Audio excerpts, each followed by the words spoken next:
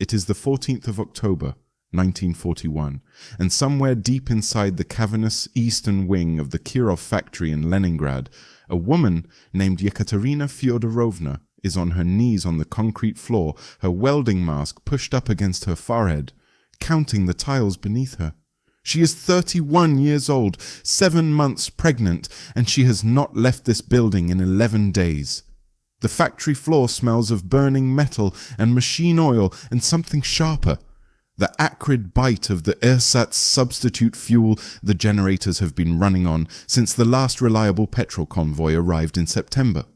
Outside, less than 20 kilometers to the south, Wehrmacht artillery units belonging to Army Group North are conducting range assessments on Leningrad's outer defensive ring. Inside, Yekaterina is solving a different kind of geometry problem. The hull of a T34 tank, 6 meters long, 3 meters wide, weighing in at 26 tons before its armaments are fitted, will not, under any conventional logic, fit through the Kirov factory's finished goods exit doors. The doors measure 4 meters across. The tank is 3.5, but Yekaterina has been watching the factory directors argue about this for 48 hours, and she has a solution. She stands up slowly, one hand pressed to the small of her back, and walks towards the foreman's office. What she proposes in the next 10 minutes will allow 6 complete T34 tanks to exit this facility without the factory walls ever being touched. To understand how a pregnant welder's geometric insight became one of the more quietly extraordinary moments of Soviet industrial improvisation, one must first understand the pressure cooker in which it emerged. By October 1941, the Soviet Union was enduring the most catastrophic military collapse in modern history. Operation Barbarossa, launched on the 22nd of June, had driven 3 German army groups across Soviet territory at a pace that stunned even German strategic planners. In the first 6 weeks alone, the Red Army suffered an estimated 750,000 casualties and lost more than 6,500 tanks, many of them abandoned for want of fuel or spare parts rather than destroyed in combat. By September, the Wehrmacht had reached the outskirts of Leningrad in the north, was threatening Moscow in the center, and had encircled vast Soviet formations in Ukraine to the south. Soviet war industry was in crisis. The pre-war defense manufacturing base was concentrated disastrously close to the front. The Kharkov locomotive factory, which had been the primary T-34 production facility, fell behind German lines in October. The Stalingrad tractor factory was being converted for tank production but was not yet at capacity, and the Kirov factory, officially the Kirov plant or Kirovsky Zavod, one of the largest heavy industrial complexes in the Soviet Union, sat in Leningrad, which German and Finnish forces were in the process of surrounding completely.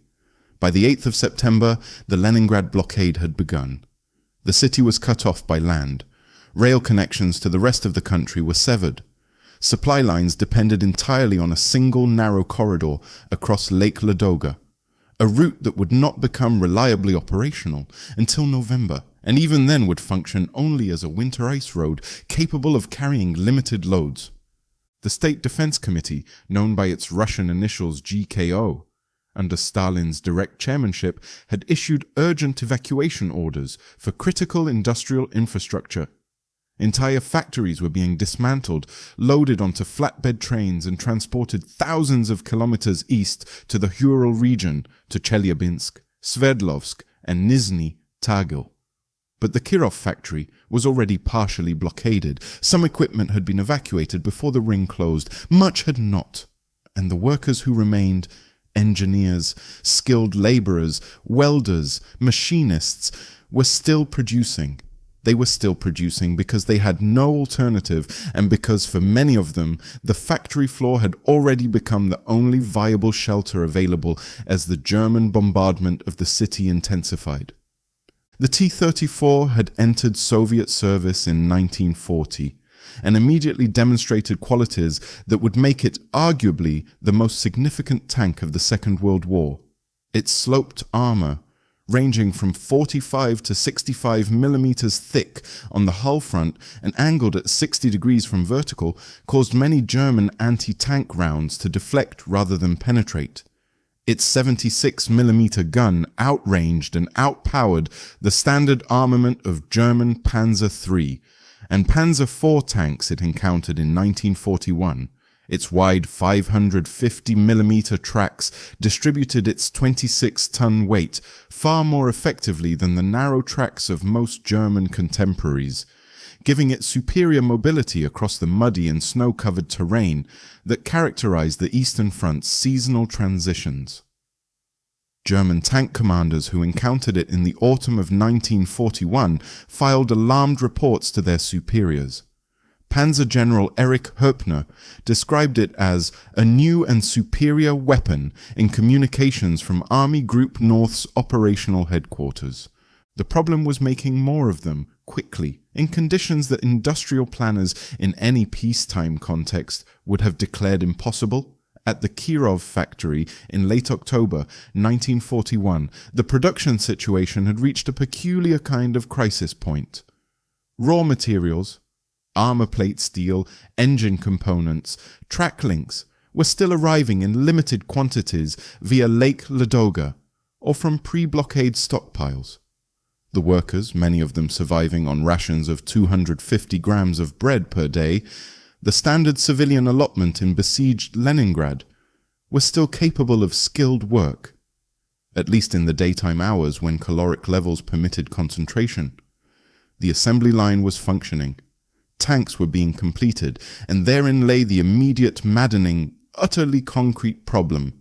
The tanks could not get out.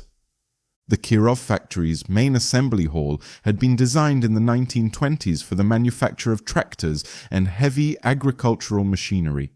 Its internal dimensions were generous.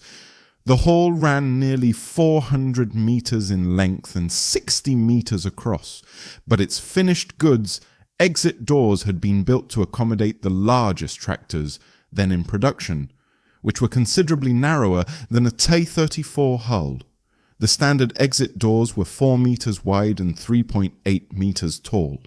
A T34, with its turret mounted, stood approximately 2.4 meters tall, acceptable, but measured 3 meters wide at its widest point across the track guards. And in practice, the assembly configuration added width on both sides during final fitting. The practical clearance required to move a finished tank through the door, accounting for tolerances and the imprecision of driving on the factory floor, pushed the minimum required opening to somewhere between 3.6 and 3.9 meters. Close, technically feasible by some calculations, but not by practice.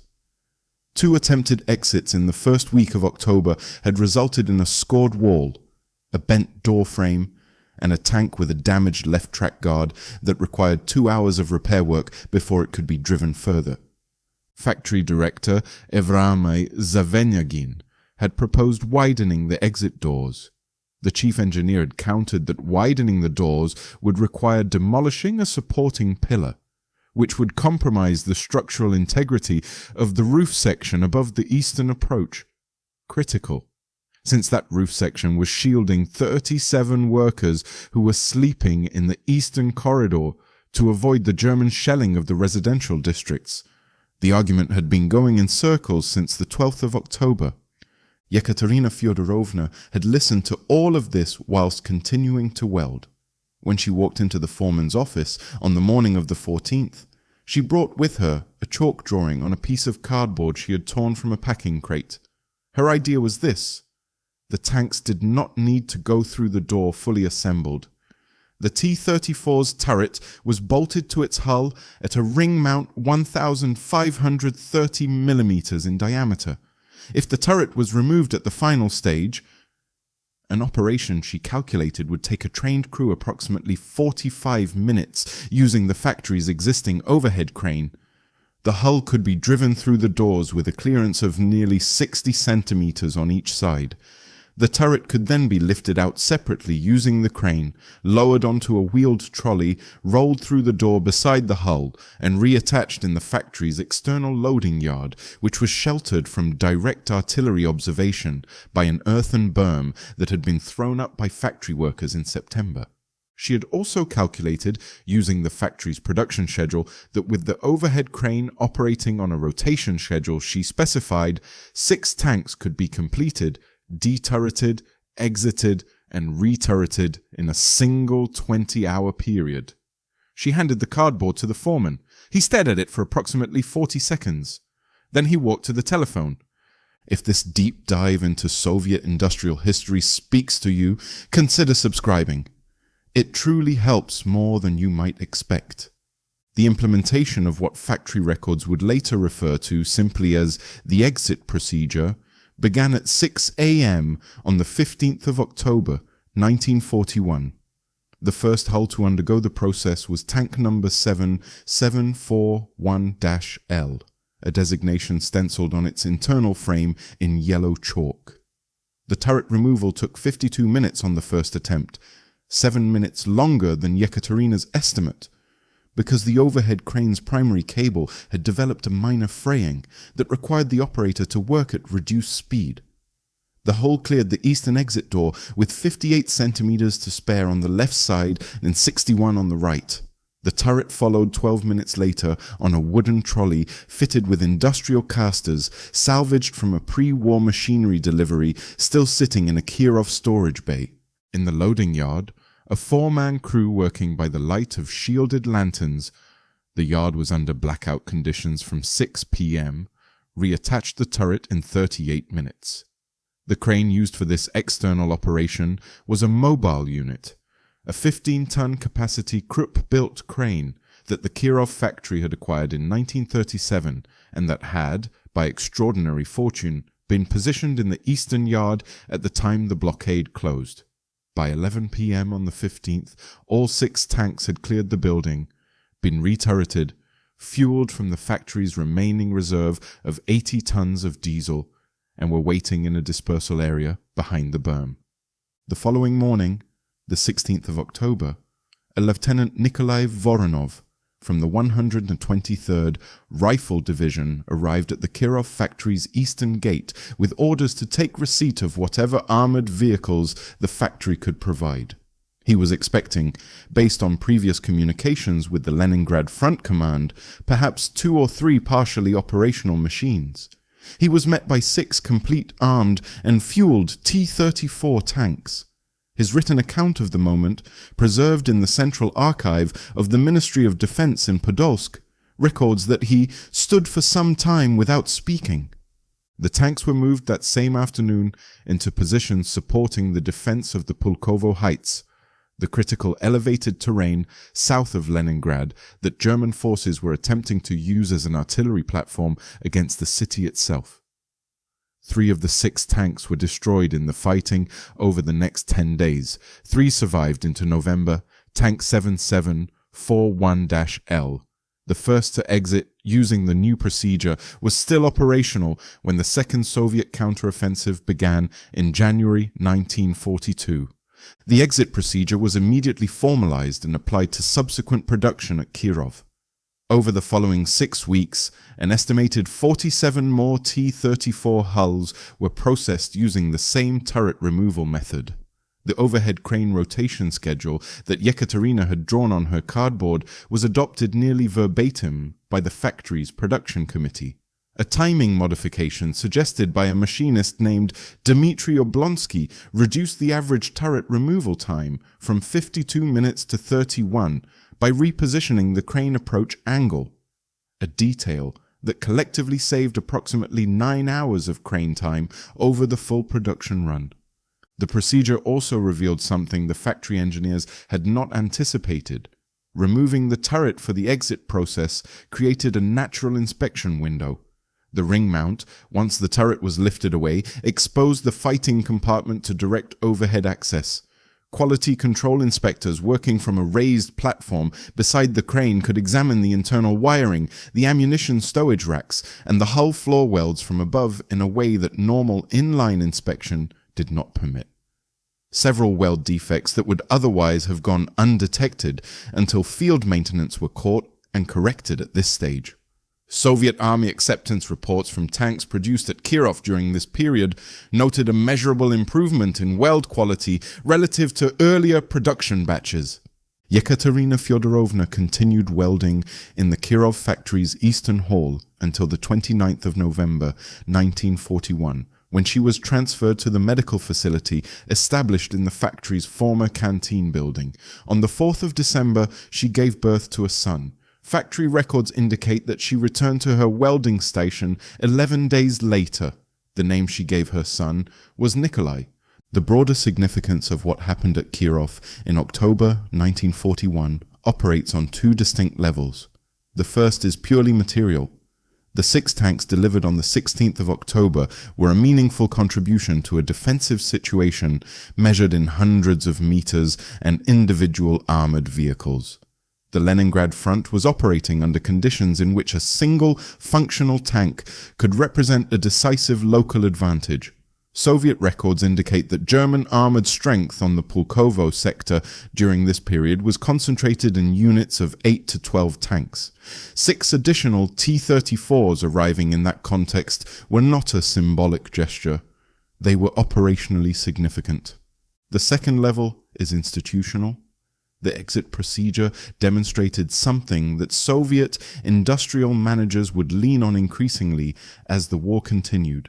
That production constraints which appeared physical and immovable were frequently, on closer inspection, procedural and negotiable. The Kirov solution did not require new machinery, new materials, additional workers, or any modification to the factory's permanent infrastructure. It required a rethinking of the assembly sequence, a recognition that complete and ready to exit were not the same condition, and that the order in which operations were performed could be varied without changing the final result. This kind of procedural flexibility would prove essential as Soviet industry scaled up production in the Urals. The Chelyabinsk tractor factory, soon nicknamed Tankergrad, the tank city, would ultimately produce over 18,000 T34s during the war, operating under similar improvisational pressures. Kirov's documented solution to the exit problem circulated in GKO planning documents by December 1941 and was referenced in at least 3 subsequent factory setup decisions in the Eastern Industrial Region.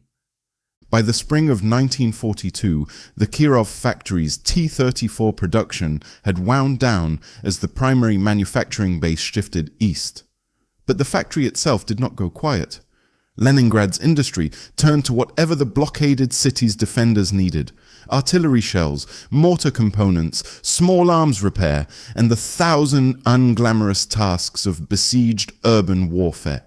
The workers who had solved the tank problem in October 1941 found new problems to solve with the same combination of material scarcity and practical ingenuity.